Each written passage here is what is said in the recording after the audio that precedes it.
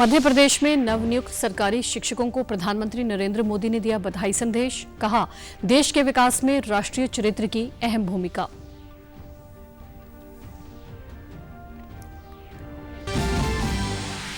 हिसार स्थित चौधरी चरण सिंह हरियाणा कृषि विश्वविद्यालय में विश्व उद्यमिता दिवस के अवसर पर उद्यमिता प्रोत्साहन सम्मेलन, राज्यपाल बंडारू दत्तात्रेय ने सम्मेलन में बतौर मुख्य अतिथि की शिरकत।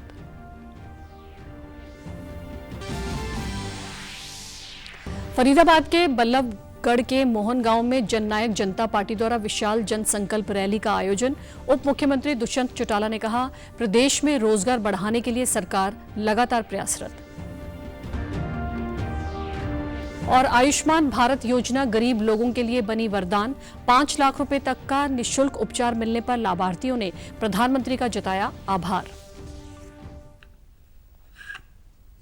नमस्कार, मैं भानुप्रिया। अब समाचार विस्तार से। मध्य प्रदेश में आज सत्र 2023-24 में नवनियुक्त 5,500 से अधिक शिक्षकों को नियुक्ति पत्र सौंपे गए। यह कार्यक्रम भोपाल स्थित बेलभर खेड़ा स्थित सीएम राइस शास्त्री महात्मा गांधी उच्चतर माध्यमिक विद्यालय में आयोजित किया गया।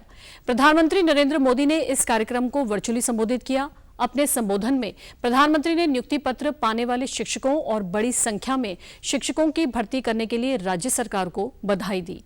प्रधानमंत्री ने इन नवनियुक्त शिक्षकों को संबोधित करते हुए कहा कि आप राष्ट्रीय शिक्षा नीति को लागू करने में भी अहम भूमिका निभाने जा रहे हैं। आप सभी राष्ट्रीय शिक्षा नीति को लागू करने में भी बड़ी भूमिका निभाने जा रहे हैं। विकसित भारत के संकल्प को सिद्ध करने की दिशा में राष्ट्रीय शिक्षा नीति का बहुत बड़ा योगदान है।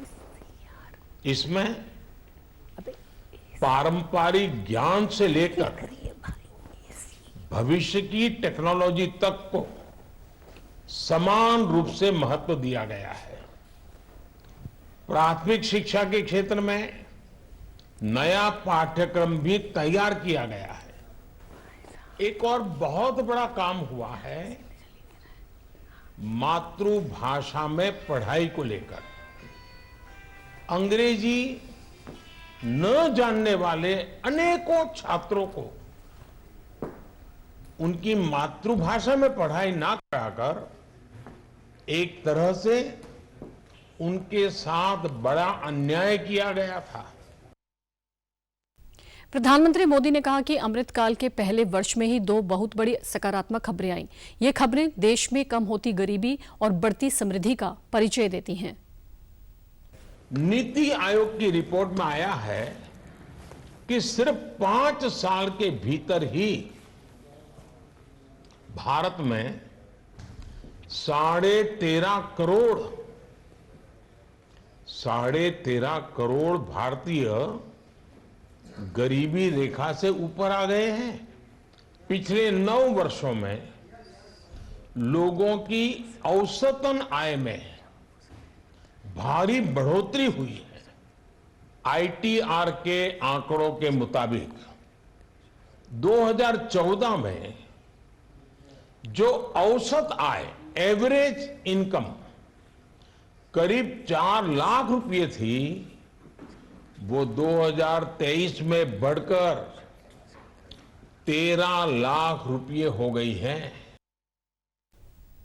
प्रधानमंत्री ने कहा कि 2014 से पहले देश में घोटालों का दौर था और आज गरीब के हक का पूरा पैसा सीधे उनके खाते में पहुंच रहा है।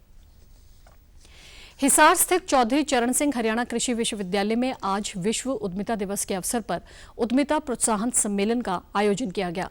राज्यपाल बंडारू दत्तात्रेय ने सम्मेलन में बतौर मुख्य अतिथि शिरकत की। इस दौरान उन्होंने एबिक के सफल स्टार्टअप नामक पुस्तिका का विमोचन किया। अपने संबोधन में राज्यपाल ने कहा कि उद्यमिता एक ऐसी भावना है जिसमें व्यक्ति नए विचारों से प्रोत्साहित होकर राष्ट्र के नवनिर्माण के लिए कार्य करता है। प्रधानमंत्री नरेंद्र मोदी के नेतृत्व में प्रधानमंत्री कौशल विकास योजना से अब तक लगभग 1,37 करोड़ लोगों को कुशल बनाया गया है। केंद्र सरकार ने उद्यमिता के क्षेत्र में स्टार्टअप इंडिया और डिजिटल इंडिया जैसे अनेक महत्वपूर्ण कदम उठाए हैं। इसके अलावा भारत में विदेशी निवेश को बढ़ावा देने के लिए सरकार ने कई निवेश सुविधाएं प्रदान की हैं। जितना डिजिटल बढ़ेगा उतना जो है आमदनी बढ़ेगी। उतना जो है व्यापार बढ़ेगा, समय भी कम होगा। तो इसलिए डिजिटल भी हमको सीखना चाहिए। आज हरियाणा में जो स्टार्टअप है, स्टार्टअप इंडिया कार्यक्रम में देश में अग्रणी राज्य के रूप में हरियाणा आगे आ रही है। उसमें अभी आजकल स्टार्टअप हरियाणा में 4000 स्टार्टअप जो शुरू है।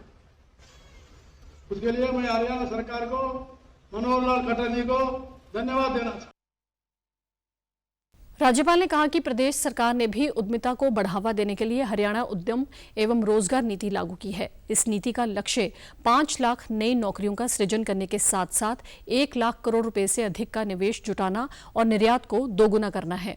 प्रदेश में अब तक 4000 से अधिक युवा स्टार्टअप्स का पंजीकरण करवा चुके हैं। डिजिटल इंडिया को भी भारत ने बहुत आगे बढ़ाया, इसलिए मुझे यह बताते हुए भी गर्व हो रहा है, हरियाणा सरकार भी उद्यमिता को बढ़ावा देने के लिए पूर्ण रूप से कार्यरत है। मनोहर लाल जी के सरकार ने उद्यम एवं रोजगार नीति लागू की।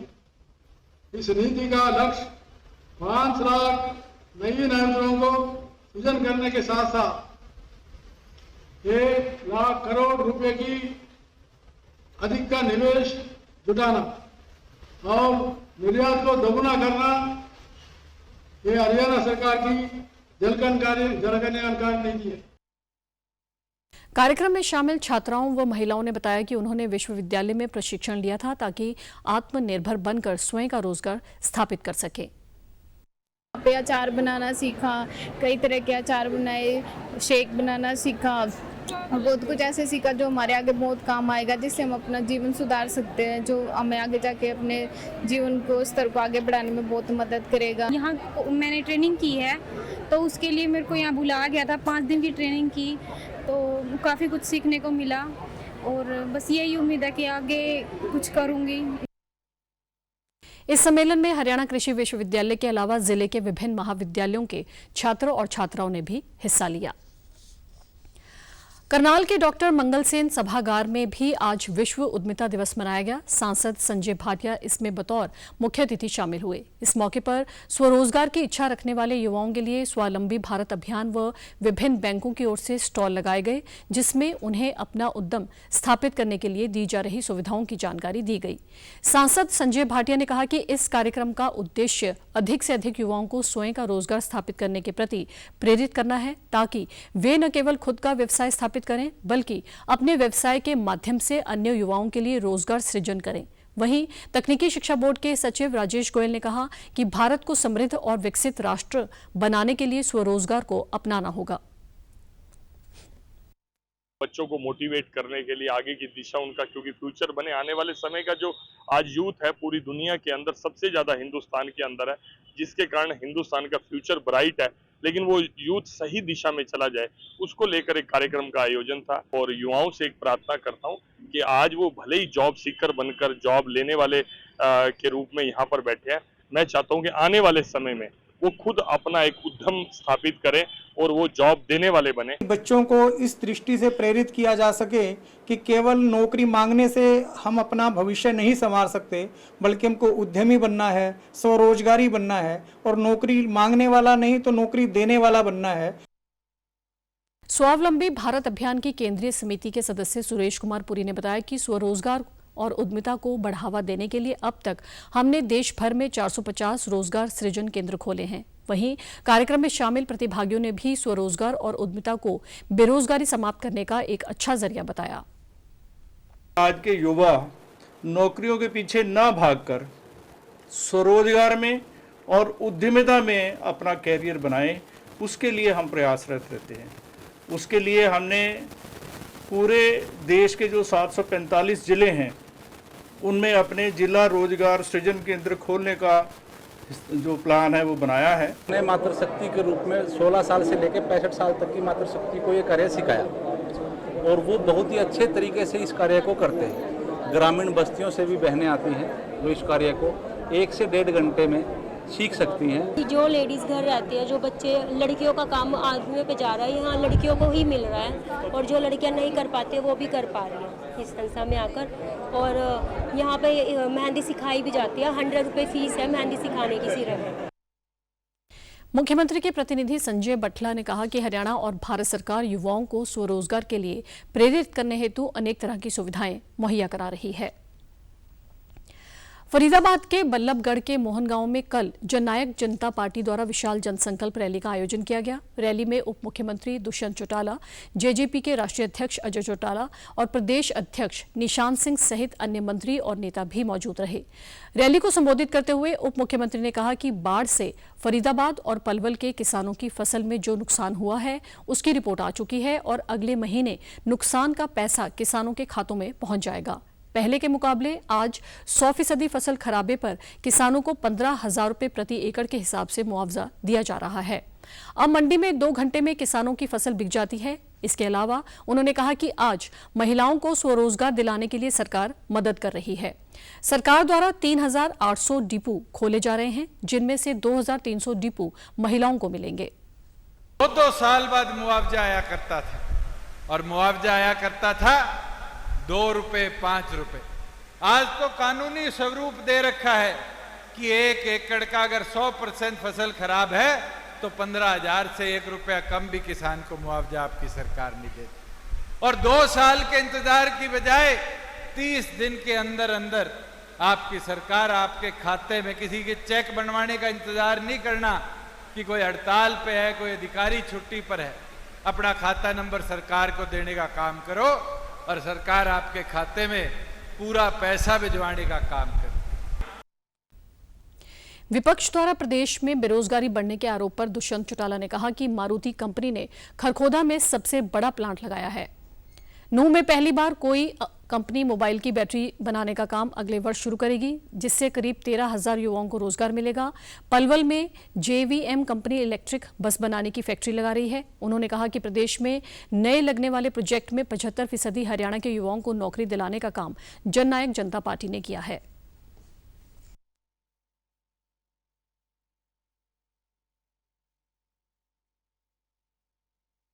पावर प्लांट तो अब लग नहीं सकते, NCR, NGT, पता नहीं कितने रिस्ट्रिक्शन आ गए। और थोड़ा सा धुआं दिल्ली में बढ़ जाता है तो मार हरियाणा पे पड़ती है, 57% हरियाणा पे प्रतिबंध लग जाता है। तो फिर मेरे बैठक ली अधिकारियों से चर्चा करी कि वहां पर अब पावर प्लांट की जरूरत तो है नहीं, पावर विभाग और हमारा HSIDC मिलके उसको इंडस्ट्रियल टाउनशिप डेवलप करने का काम करे। अब वहां इंडस्ट्री आएगी, चाहे वो IT इंडस्ट्री आए, चाहे डाटा सेंटर आए, चाहे मैन्युफैक्चरिंग प्लांट आए, तो उसका लाभ किसको मिलेगा? हरियाणा प्रदेश के युवाओं को, आपके इस इलाके को रोजगार के अवसर बनेंगे।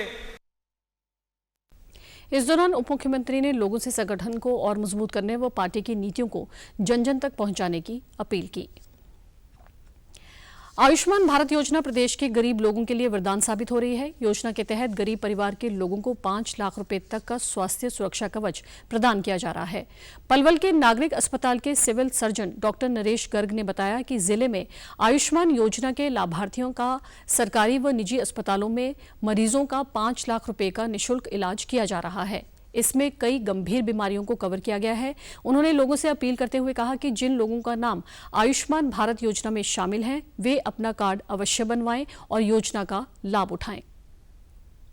सरकार ने ये योजना बनाई कि अब गरीब आदमी का इंश्योरेंस होना चाहिए, तो ये योजना के अंतर्गत 5 लाख पर ईयर का, इवन एग्जिस्टिंग बीमारियां भी जो है उसमें कवर होती है। जितनी भी बीमा योजनाएं होती है जिसमें एग्जिस्टिंग बीमारियां कवर नहीं होती, ये बीमारी है जिसमें एग्जिस्टिंग बीमारियां कवर होती है। इंपैनल हॉस्पिटल होते हैं जिसको हम उनसे MOU साइन करते हैं कि आप ये फैसिलिटी दोगे, इस रेट में करोगे, वो है। जैसे अभी जो हमारा अंत्योदय परिवार की जो स्कीम चलाई है सरकार ने, पहले 1,80,000 तक का जो फायदा था, जो अब 3 लाख वालों को आयुष्मान कार्ड का बेनिफिट मिलेगा। उन्हें पे कुछ नहीं करना पड़ेगा, उनको सिर्फ ना ये कॉमन सेंटर में जाकर अपना एक आयुष्मान कार्ड बनाना पड़ेगा। वहीं लाभार्थियों ने पीएम का धन्यवाद करते हुए बताया कि योजना के तहत उनका निःशुल्क इलाज हुआ है। सरकार की ये बहुत अच्छी योजना है जिसका उन्हें भरपूर लाभ मिल रहा है। आयुष्मान कार्ड के थ्रू मेरा यहाँ पर इलाज चल रहा है। अच्छी स्कीम है, अच्छी देखभाल हो रही है। यहाँ पे सरकार द्वारा करीब उन लोगों की मदद हो रही है। मुझे पथरी थी राइट किडनी में, तो उसका मेरा ऑपरेशन हुआ। सरकार अच्छा काम कर रही है, गरीब लोगों की मदद हो रही है। और मेरा पथरी का इलाज चल रहा है और बहुत ही बढ़िया सुविधा मिल रही है यहाँ पे, कोई पैसे वैसे नहीं ले रहे हैं। आयुष्मान तरफ से यहाँ जो सरकार ने स्कीम चलाई है बहुत अच्छी चलाई है गरीबों के लिए। यह गुरु नानक हॉस्पिटल में एडमिट हुआ हूँ और आयुष्मान से इलाज चल रहा है जी। मोदी साहब की सरकार में बहुत सुविधा मिल रही है गरीब लोगों के लिए। बाकी पैसा लिया यहाँ गुरु ने? कोई पैसा नहीं लिया, फ्री इलाज हो रहा है जी। गरीबी को लिए बहुत सुरक्षित सुविधा मिल रही है जी। प्रधानमंत्री नरेंद्र मोदी ने आयुष्मान भारत योजना शुरू कर देश के करोड़ों गरीबों को स्वास्थ्य संबंधी चिंताओं से मुक्ति दिलाई। राष्ट्रपति द्रौपदी मुर्मू राजधानी दिल्ली में कैंट में आर्मी वाइफ्स वेलफेयर एसोसिएशन द्वारा आयोजित कार्यक्रम अस्मिता में शामिल हुई। इस अवसर पर उपराष्ट्रपति जगदीप धनखड़ की पत्नी सुदेश धनखड़ और विदेश एवं संस्कृति राज्य मंत्री मीनाक्षी लेखी उपस्थित रहीं। इस मौके पर राष्ट्रपति ने कहा कि उद्यमशील महिलाओं की प्रतिभा और परिश्रम को प्रोत्साहन मिलता रहना चाहिए। उन्होंने कहा कि नारी समुदाय में आत्म गौरव के भाव से ही एक गौरवशाली समाज और राष्ट्र का निर्माण होता है। हमारी बहनें डेकोरेशन से लेकर यूटिलिटी तक अनेक सुंदर और उपयोगी वस्तुएं कुशलता के साथ बना रही है और प्रस्तुत कर रही है। मैं आशा करती हूं कि उद्यमशील महिलाओं की प्रतिभा और परिश्रम को निरंतर प्रोत्साहन मिलता रहेगा। नारी समुदाय में आत्मगौरव की भावना का आधार पर ही एक गौरवशाली समाज और राष्ट्र का निर्माण करना संभव होता है। किसी के बदलाव की शुरुआत विचारों में बदलाव के साथ ही होती है। राष्ट्रपति ने कहा कि नारी में दृढ़ इच्छा शक्ति समाहित है। उन्होंने बताया कि मिसाइल से लेकर म्यूजिक के क्षेत्र में महिलाओं ने कई कीर्तिमान स्थापित किए हैं। दृढ़ इच्छा शक्ति समाहित है। उसी इच्छा शक्ति के बल पे नारी कदम पर कदम आगे बढ़ रहा है। मुझे लगता है ये नारी का ये बढ़ना देश के लिए, समाज के लिए, परिवार के लिए बहुत ही बड़ी बात है। अनेक समारोहों में मेरी मुलाकात ऐसे बहनों और बेटियों से होती रहती है जो विभिन्न क्षेत्रों में सफलता के शिखर पर आसीन है। उनमें से अधिकांश बहनों और बेटियों ने सफलता की ऊंचाइयों तक पहुंचने के लिए गंभीर चुनौतियों का सामना किया है। मिसाइल से म्यूजिक तक हमारी बहनों ने असाधारण सफलता के कीर्तिमान स्थापित किए हैं। नशे के खिलाफ जारी मुहिम में हरियाणा पुलिस और हरियाणा राज्य नारकोटिक्स कंट्रोल ब्यूरो ने नारकोटिक ड्रग्स और साइकोट्रोपिक पदार्थों में अवैध तस्करी की रोकथाम अधिनियम 1988 के प्रावधानों को लागू करके नशा तस्करों पर शिकंजा कस दिया है। पुलिस महानिदेशक शत्रुजीत कपूर ने बताया कि नशा तस्करी नेटवर्क के मुख्य संचालकों पर नकेल कसने के लिए ये एक शक्तिशाली अधिनियम है। इसी कड़ी में हरियाणा पुलिस को बड़े पैमाने पर नशे की तस्करी करने वाले 9 तस्करों को गिरफ्तार करने की मंजूरी मिल गई है। ये व्यक्ति लंबे समय से गुप्त रूप से नशीले पदार्थों की खरीद, भंडारण और वितरण में शामिल रहे हैं और अभी भी अवैध मादक पदार्थों की तस्करी में सक्रिय रूप से शामिल हैं।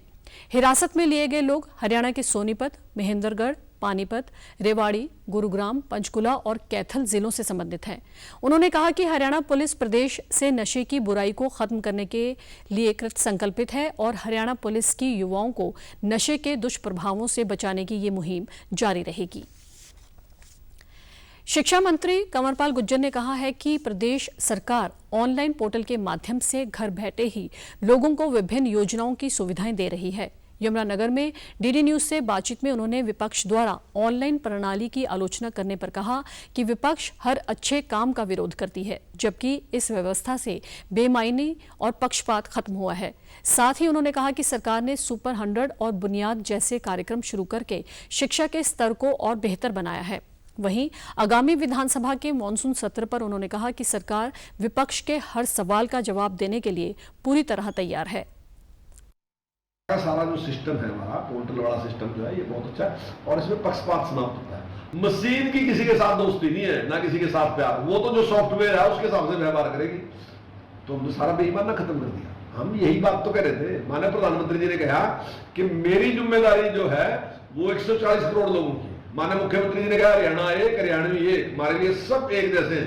हम 2,75,00,000 लोगों की चिंता करेंगे, तो हम वही तो कर रहे हैं, जो हमने कहा हम वही कर रहे हैं, हम उसी से लग रहे हैं। हरियाणा विद्यालय शिक्षा बोर्ड ने वर्ष 2022 में हुई एचटेट की परीक्षा के 306 परीक्षार्थियों के परिणाम को रद्द कर दिया है। बोर्ड में बायोमेट्रिक हाजिरी के लिए उपस्थित न होने के कारण इनका परिणाम रद्द किया है। परीक्षा के बाद बोर्ड की नीति है कि वह बायोमेट्रिक हाजिरी लगवाते हैं ताकि रिजल्ट के बाद किसी प्रकार की कोई चूक न हो। चेयरमैन डॉक्टर वीपी यादव ने बताया कि बोर्ड द्वारा पर्याप्त समय देने पर भी वे लोग बायोमेट्रिक हाजिरी के लिए नहीं आए, इसलिए उनका परिणाम रद्द कर दिया है। अगर वे दोबारा अब बायोमेट्रिक हाजिरी के लिए आना चाहेंगे तो उन्हें एक प्रार्थना पत्र देना होगा, जिस पर बोर्ड की कमेटी अपना फैसला लेगी। बुलाने पर भी अगर वो अपना नहीं देने आता है, बायोमेट्रिक नहीं करवाने आता है, तो उनका पहले रिजल्ट निर्दिष्ट कर देते हैं और बाद में उनका रिजल्ट हम निरस्त कर देते हैं। लेकिन अगर कोई बच्चा करवाना चाहता है और इसकी अगर डिमांड आती है तो हमें फिर उनका बायोमेट्रिक करके बोर्ड बैठक में लेके उसकी अप्रूवल लेनी होती है। लेकिन अभी देख चुके हैं उसमें कोई इस तरह का हमारे पास और डिमांड आई तो उस पर पुनः विचार किया। अभी तो 300 समथिंग का डाटा आपके पास ऑलरेडी गया है मीडिया के अंदर, यही है जिन्होंने किसी कारणवश नहीं करवा पाए। गौरतलब है कि बोर्ड की ओर से इन परीक्षार्थियों को बायोमेट्रिक हाजिरी की वेरिफिकेशन के लिए कई बार नोटिस दिया गया था। जॉर्डन में आयोजित हुई अंडर 20 विश्व कुश्ती चैंपियनशिप के 53 किलोग्राम भार वर्ग में स्वर्ण पदक जीतकर स्वदेश लौटी अंतिम पंघाल का कल नई दिल्ली के हवाई अड्डे पर उनके परिजनों द्वारा जोरदार स्वागत किया गया। हिसार के भगाना गांव की निवासी अंतिम पंघाल अंडर 20 चैंपियनशिप में लगातार 2 बार स्वर्ण पदक जीतने वाली देश की पहली भारतीय खिलाड़ी हैं। अंतिम ने अपने घर पहुंचने पर बताया कि पिछले कई सालों के कड़े अभ्यास के कारण ही वे लगातार दूसरी बार स्वर्ण पदक जीतने में कामयाब हो पाई। उन्होंने बताया कि वे 25 और 26 अगस्त को सर्बिया के बेलग्रेड में आयोजित होने वाली सीनियर वर्ल्ड चैंपियनशिप के ट्रायल में भाग लेंगी। इसके अलावा उनका एशियन गेम्स में भी चयन हो गया है। अंतिम ने बताया कि प्रधानमंत्री नरेंद्र मोदी द्वारा शुरू किए गए खेलो इंडिया प्रतियोगिता से गरीब खिलाड़ियों को एक बहुत अच्छा मंच मिला है। इतना ही नहीं, इस प्रतियोगिता में जीतने पर सरकार द्वारा दी जाने वाली आर्थिक सहायता गरीब खिलाड़ियों के लिए किसी वरदान से कम नहीं है। जूनियर वर्ल्ड चैंपियनशिप, उसमें मेरा 53 किलो वर्ग में गोल्ड मेडल आया। पिछले साल भी गोल्ड आया था, लेकिन सोचा था इस बार भी गोल्ड लेके आऊँगी तो इतिहास होगा कि मैंने 2 बार वर्ल्ड चैंपियन बनी हूँ मैं। तो इस बार भी मैंने इसके लिए बहुत ज़्यादा तैयारी की थी, तो थोड़ा पिछले उसकी वजह से थोड़ी कम वो आता कि भाई प्रैक्टिस में थोड़ी दिक्कत, लेकिन अच्छी प्रैक्टिस हुई थी मेरी। सरकार जैसे कि महीने के 10,000 रुपये देती है। खेलो इंडिया जो खिलाड़ी नेशनल में मेडल लाते हैं या फिर कोई बाहर से मेडल लाता है उसके पर मंथ देती है, तो उससे बच्चों को बहुत ज़्यादा सहारा मिलता है। मुझे भी मिलते हैं ऐसे भाई जो गरीब बच्चे होते हैं उन्हें बहुत सपोर्ट मिलती है। मेरे परिवार वाले बहुत खुश थे, मुझे लेने के लिए दिल्ली भी गए थे, मतलब सभी बहुत खुश थे। पिछली बार भी खुश हुई थी, लेकिन इस बार और ज़्यादा हुई क्योंकि मेरा पहले एशियन गेम्स में सिलेक्शन हुआ था। अंतिम पंघाल ने बताया कि उन्हें अपनी प्रतिभा निखारने में परिवार का पूरा सहयोग मिला है। चंडीगढ़ स्थित भारतीय रिजर्व बैंक ने स्कूली बच्चों में वित्तीय साक्षरता के प्रति जागरूक करने के लिए आज अखिल भारतीय वित्तीय साक्षरता क्विज का पहला जोनल राउंड आयोजित किया गया। इस राज्य स्तरीय क्विज में हरियाणा, पंजाब, राजस्थान, हिमाचल प्रदेश एवं चंडीगढ़ से विजेताओं ने भाग लिया। इन राज्यों से इस क्विज में कुल मिलाकर ब्लॉक स्तर पर लगभग 6500 से अधिक सरकारी स्कूलों ने भाग लिया, जिसमें लगभग 13,000 स्कूली छात्र शामिल हुए। इस क्विज के विजेताओं और प्रतिभागियों को आरबीआई के कार्यपालक निदेशक नीरज निगम ने सम्मानित किया। उन्होंने कहा कि इस क्विज का उद्देश्य तेजी से बदलती दुनिया और नए डिजिटल आविष्कारों के बीच वित्तीय साक्षरता के प्रति विद्यार्थियों की रुचि बढ़ाना है। अच्छा कोऑपरेशन मिला और उससे ज़्यादा इम्पोर्टेंट ये था क्योंकि इसमें गवर्नमेंट स्कूल से इन्वॉल्व थे, तो हर प्रदेश की स्टेट गवर्नमेंट ने हमारे साथ बहुत अच्छा कोऑपरेशन किया। बिना उनके सहयोग के, बिना उनकी सक्रिय सहयोग के बच्चों को स्कूल लेवल से ये चीज़ सिखाई जाएगी तो उसके बहुत ज़्यादा अच्छे परिणाम निकलेंगे आगे जा कर के। सभी के उनके खुद के हित में होगा, सोसाइटी के इंटरेस्ट में होगा और देश के हित में होगा, तो इसीलिए ये क्विज़ की शुरुआत की गई थी।